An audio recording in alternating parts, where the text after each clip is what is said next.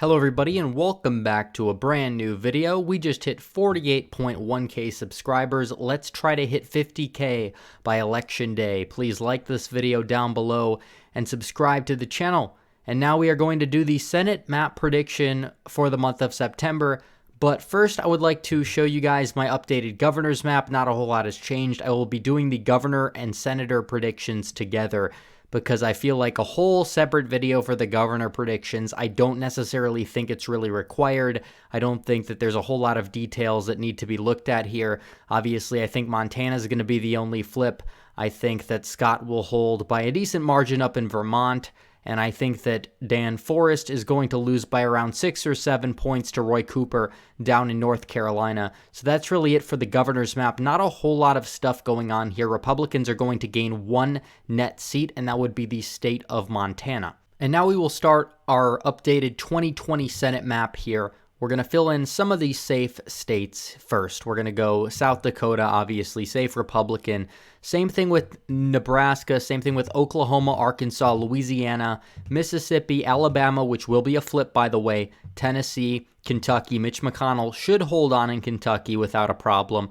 West Virginia, as well as Kansas, despite what some individuals like to say, Kansas will be going to Roger Marshall by roughly around 10 points. Yes, it could be 9 points or 8 points at the end of the day. I don't think it's going to be that competitive.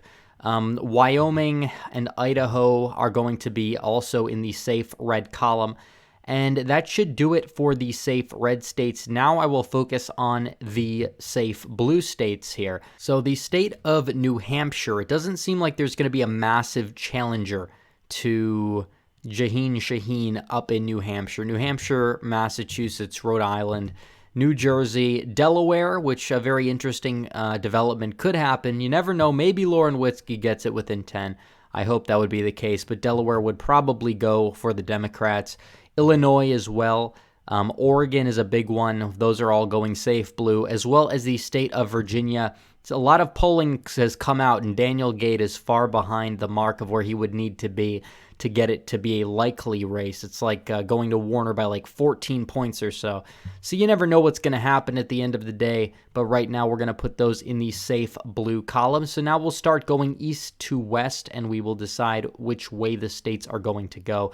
Maine, it's not looking good for Susan Collins. Not a single metric really has her up, and it seems like she will be heading to the door.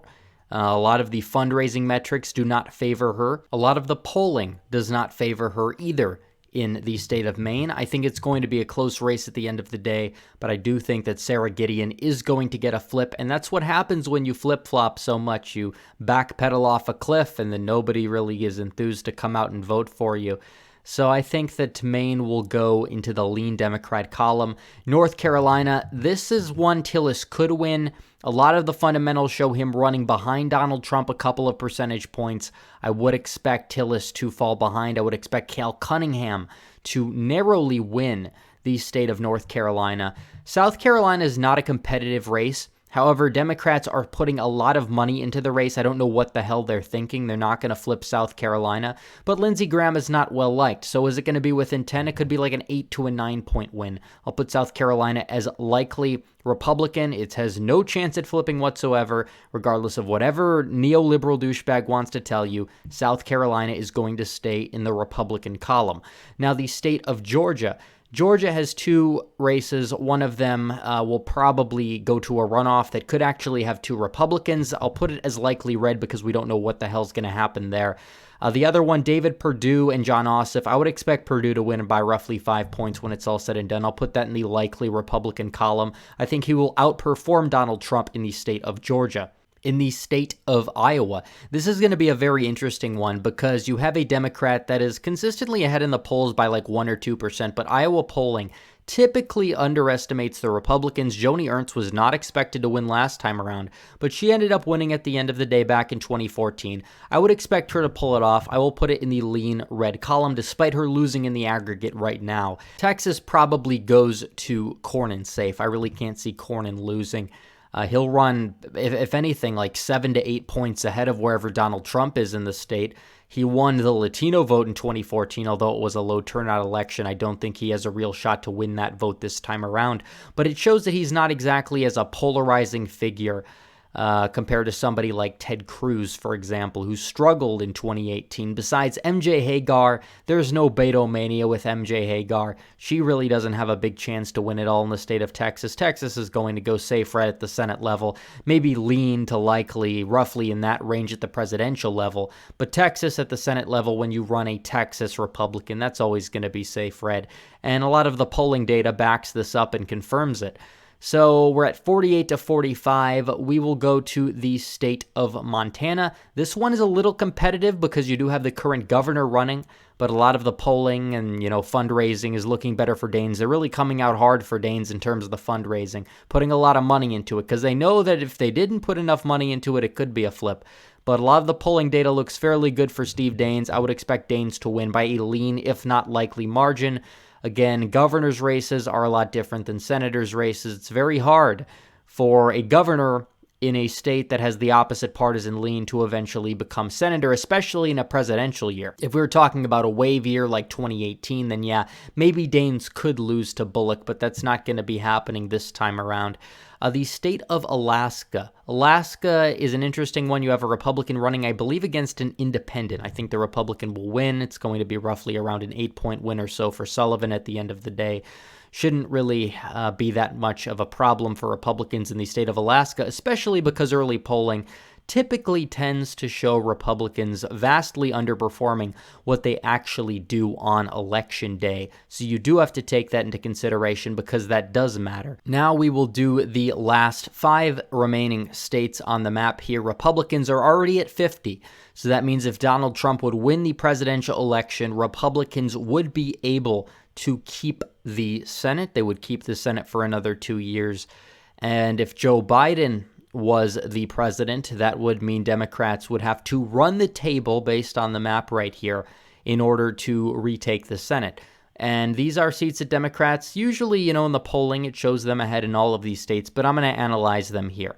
New Mexico should go to the Republicans. There was one poll that had the Republican within 10. It could be within 10. We'll put it as likely D, but the Republicans are really not going to flip New Mexico. They have 0 shot at New Mexico. Colorado, same thing. Colorado's going to be likely D. Not a whole lot of polling out of Colorado, but Hickenlooper being the incumbent almost, well, he was the incumbent until 2018, popular governor going up against somebody like Cory Gardner, who was elected in a fluke, and that was back in 2014. This is a much different environment. It's going to be a lot harder for him to win. Is he a better fit for Colorado than maybe a Trumpian, conservative? Maybe. But he's not necessarily going to be exciting enough or is really liked by both sides enough to win re-election in the state of Colorado. Maybe if Biden were to win, he could try and flip Bennett's seat in 2022, but that's probably not going to be the case. Even if he did try that, it probably would stay blue depending on the circumstances. So 47 to 50, Republicans still in the lead.